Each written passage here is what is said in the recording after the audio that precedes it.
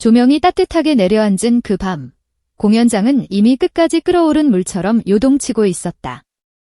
팬들의 함성은 단순한 환호가 아니었다.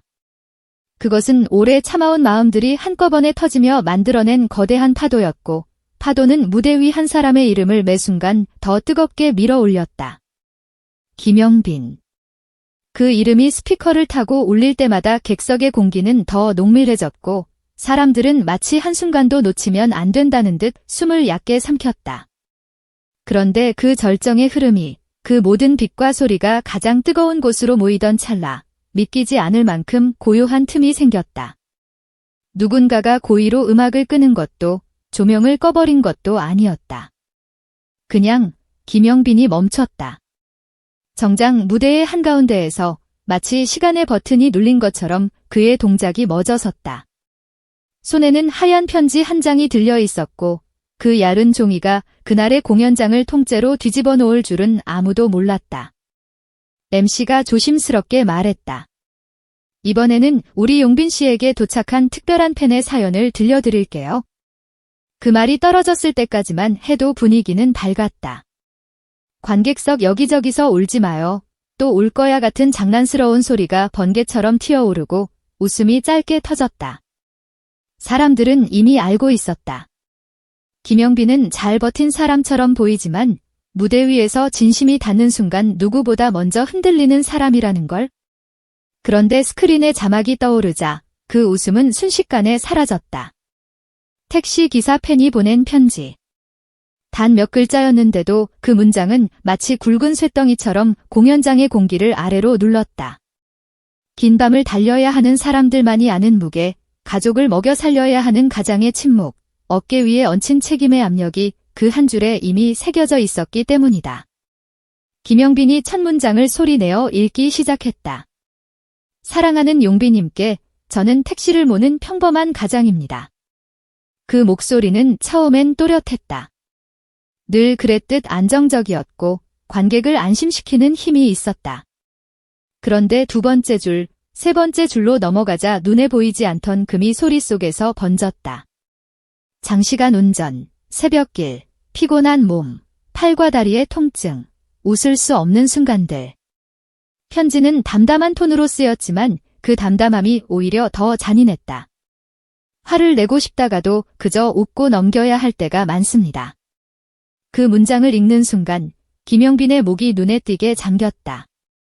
마치 눈물이라는 물살이 목젖 아래에서부터 밀려 올라오는 듯했다.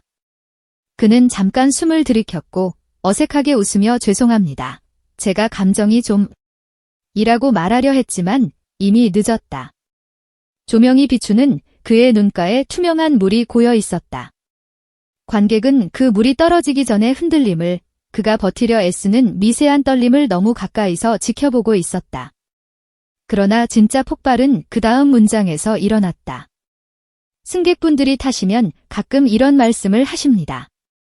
이 노래 좋네요. 누구 노래예요?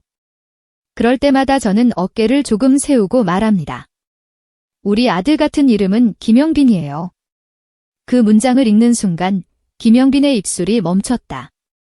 단어 하나하나를 입 밖으로 꺼내는 일이 이렇게 어려울 수가 있을까? 그의 눈이 순식간에 빨갛게 물들기 시작했다. 아까까지 막던 눈동자 가장자리가 뜨겁게 충혈되며 번지고 그 불금이 조명 아래에서 더 또렷하게 드러났다. 카메라는 잔인할 정도로 가까이 다가와 그의 눈가를 잡았다. 화면 속에 그는 울지 않으려는 사람의 얼굴이었다. 울지 않겠다는 다짐이 아니라 울어버리면 그 순간 이 마음을 다 담아내지 못할 것 같아서 어떻게든 견디려는 얼굴. 그런데 그 견딤이 오히려 객석의 가슴을 세게 쥐어짜기 시작했다. 훌쩍이는 소리가 이곳저곳에서 터져나왔다. 누군가의 눈물이 또 다른 누군가의 눈물을 불러오며 공연장은 순식간에 하나의 거대한 숨결이 되어버렸다. 그가 편지의 글자를 따라가려 할수록 문장은 잉크처럼 번졌다. 사실 번진 건 종이가 아니라 그의 시야였다. 눈앞이 흐려지고 글자가 물결처럼 흔들렸다. 그때 사람들은 깨달았다.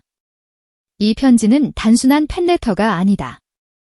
좋아한다는 고백이 아니라 살아남았다는 증언이다.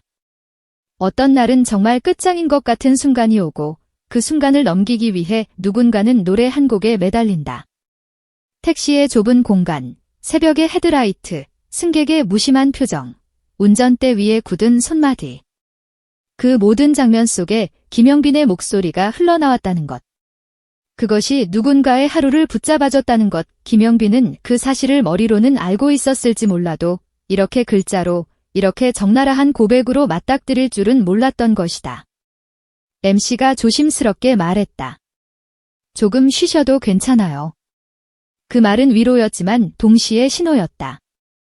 이제 이 무대는 노래만의 무대가 아니라 사람들의 삶이 올라오는 무대라는 신호. 그 순간 객석에서 누군가가 외쳤다. 괜찮아요. 천천히 읽어요. 또 다른 목소리가 이어졌다. 우리가 대신 읽어줄게요. 그 말이 날아오는 방식이 이상할 정도로 진지했다. 장난스러운 응원이 아니라 진짜로 함께 짐을 나누겠다는 선언 같았다. 그리고 정말로 기적 같은 일이 벌어졌다. 객석 한가운데 어디선가 떨리는 목소리 하나가 편지의 문장을 따라 읽기 시작했다. 용비님의 노래를 들으면 제 어깨 위에 얹어있는 짐이 잠시 내려가는 것 같습니다. 아버지이자 가장이지만 사실은 저도 누군가의 위로가 필요한 사람입니다. 그 한 문장이 허공을 가르자 주변의 사람들이 자연스럽게 뒤를 이었다. 마치 오랫동안 연습한 합창처럼, 그러나 누구도 약속하지 않았던 합창처럼 문장과 문장이 이어지며 공연장이 하나의 목소리가 됐다. 그 합창은 소름 돋을 만큼 정교했다. 누가 지휘한 것도 아닌데 박자가 맞았다. 누가 가사를 나눠준 것도 아닌데 문장이 끊기지 않았다. 누군가는 앞부분을, 누군가는 뒷부분을, 또 누군가는 중간에서 숨이 찼을 때 자연스럽게 이어받았다. 관객들이 편지를 읽는 동안 김영빈은 더 이상 읽지 않았다. 그는 고개를 숙였다. 떨리는 손으로 눈가를 가렸다. 숨기려는 것처럼 보였지만 사실은 감추려 해도 감춰지지 않는 불금이 이미 그의 얼굴에 번져 있었다. 그 불금은 부끄러움이 아니었다. 그것은 책임감과 감사와 사랑이 뒤엉켜 한꺼번에 터져나온 흔적이었다. 무대 위에서 그렇게 울어버리면 가수라는 이름으로 지켜온 모든 체면이 무너질 수 있다. 하지만 그날 김영빈이 놓친 건 체면이 아니라 방어였다. 그는 더 이상 방어할 수 없는 자리에 서 있었다. 사람들의 삶이 그의 목소리와 연결되어 있다는 사실을, 그 연결이 얼마나 뜨거운지 관객이 통째로 보여주고 있었으니까. 합창이 절정에 닿자 공연장의 공기가 바뀌었다. 누군가의 눈물이 누군가의 용기가 되고 누군가의 고백이 누군가의 숨이 되었다. 편지 속 가장은 혼자 운전대를 잡았지만 그날의 공연장에서 그는 혼자가 아니었다. 수천 명이 그의 문장을 대신 읽었고 그 문장을 읽는 순간 수천 명의 삶이 동시에 떠올랐다. 공장 교대 근무를 마치고 이어폰을 꽂던 사람, 편의점 야간 알바 중에 조용히 노래를 틀던 사람, 병실에서 창밖을 보며 시간을 견디던 사람, 작은 방에서 잠이 오지 않아 휴대폰으로 공연 영상을 돌려보던 사람. 그 모든 사람들의 마음이 마치 하나의 전기처럼 공연장 전체를 타고 흐르며 전율을 만들어냈다. 그리고 그 전율의 중심에 김영빈의 붉어진 눈이 있었다. 그 눈은 말하고 있었다. 나는 너희를 이제 가볍게 부를 수 없다. 나는 너희의 하루를 등에 진 사람이다. 결국 김영빈은 마이크를 입가로 가져갔다. 몇 번이나 멈췄다. 말 한마디만 해도 울음이 터질 것 같았기 때문이다. 그러나 그는 숨을 골랐다. 그리고 낮게 떨리는 목소리로 단 한 문장을 먼저 꺼냈다. 제가 이런 편지를 받아도 되는 사람인가 싶어요. 그 말이 끝나자마자 객석에서 일제히 터져나왔다. 돼요. 충분해요. 그 응답은 환호가 아니라 판결 같았다. 오래 지켜본 팬들이 내린 흔들림 없는 판결. 당신은 받아도 된다. 당신은 이미 우리 삶에 들어왔다. 이제 당신이 흔들릴 때 우리가 받쳐줄 차례다.